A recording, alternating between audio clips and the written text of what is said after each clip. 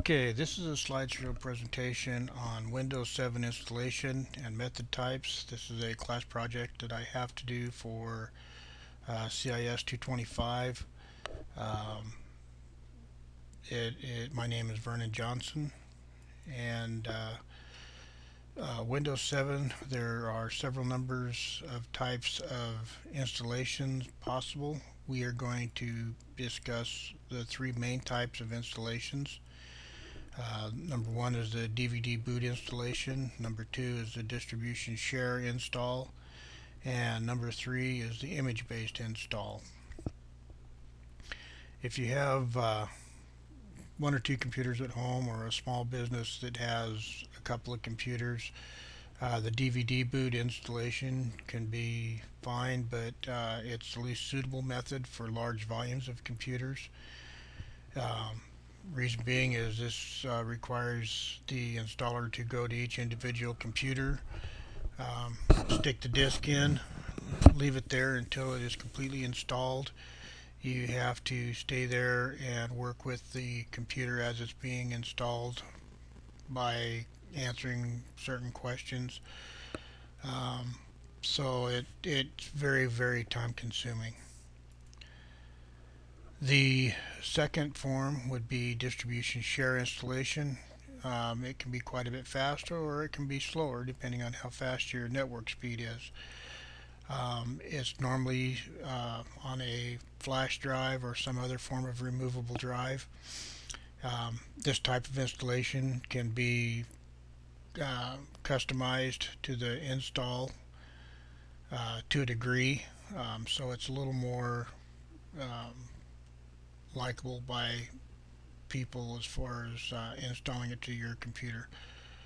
You're not limited to what's on the disk. You can customize it a little bit. Image-based installs, which is the most common used by large corporations. It requires that you create a customized image using ImageX and that it's applied to each computer. After the customized image is created, it's placed on a distribution share by using WSIM or Windows System Image Manager. This type of installation requires booting into Windows PE from a removable storage and then copying the customized image onto the computer.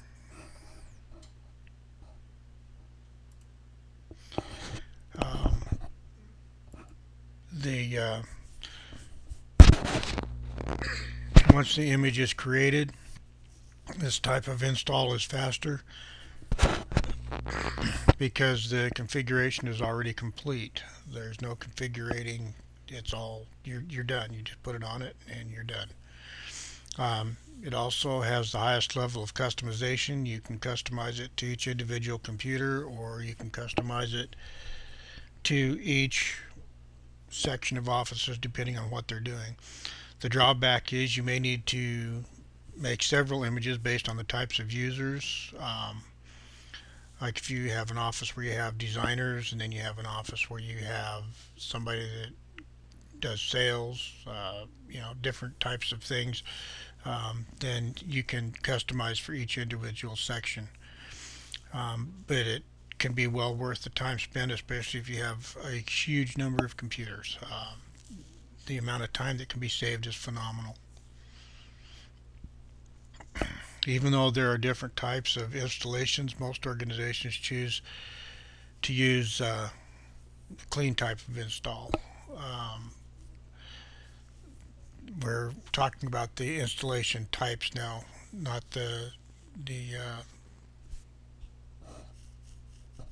um, installation yet of the program. I don't know why this keeps popping up, but it's starting to get annoying.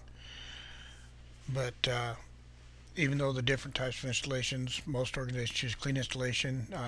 It tends to be more stable after it's installed. Um, One of the questions that I posed during the presentation to the class was, why do most organizations choose clean install types over others, which we just gave that answer. It's because it's a more stable install once the computer is up and running. Um, So the upgrade installation is when they upgrade from an older version. The only version that can be upgraded is Windows Vista, and it can only be upgraded with it. It has to have at least a Service Pack 1. Question is, what is the other question that I proposed to the class was, this was to check and see if they paid attention while they were reading in their chapter, and it's based on the last slide, and it says, can Windows Vista Business be upgraded to Windows 7 Home Basic? And the answer to that was no, because you can only upgrade to an equal or better version of Windows 7 than what you have of Vista. So once you've determined the method and the type of installation and completed the install, then you need to set up a user account. And so my demonstration was adding a user to Windows 7. So this is the end of my presentation.